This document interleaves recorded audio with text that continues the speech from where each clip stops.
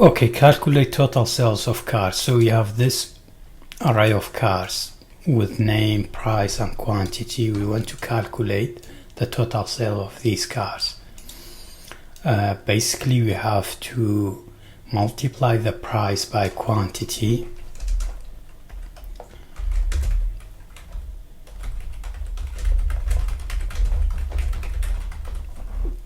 Then add them up.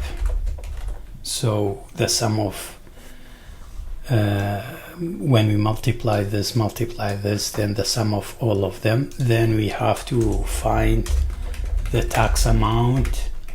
Then we have to find the total sales. So for this we use reduce because it's a very powerful high order array method. Takes a function with a couple of arguments. Actually it takes 4 arguments, but for now we just need 2. So what we can do, we create a function called total sales. We give it items and tax. Okay, let's do sales first. Sales is items.reduce. We give it 2 arguments. Base and item. Base starts from 0 because we want to add something up, and usually we add things from 0 with reduce, and we return base, basically 0 plus. How do you find the sale of this? Well, price multiplied by quantity, so it's item.price multiplied by item.quantity.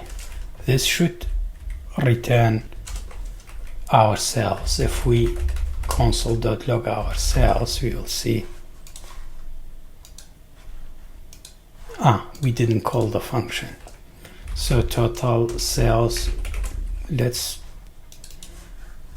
ignore tax for now, is 596. Okay. Then we will find out the tax amount. Const tax amount equals to sales multiplied by tax divided by 100.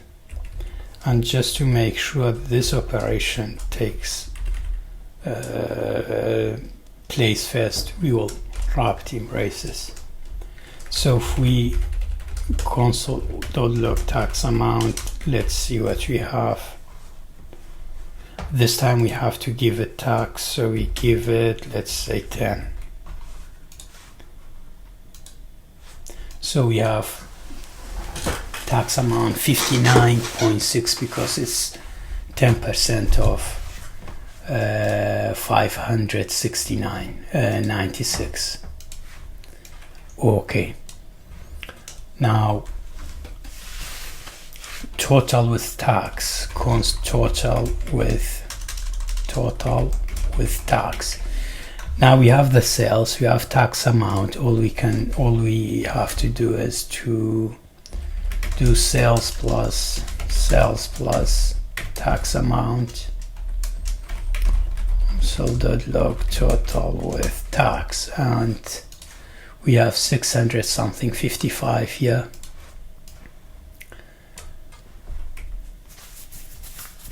Let's just make it total with tax, like to fix it in order to make sure like it's always returns 2 numbers, and make it parse float.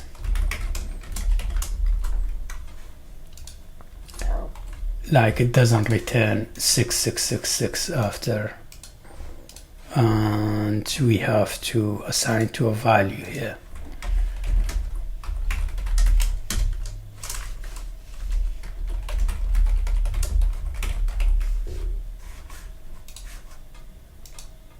Okay, so we have 6055.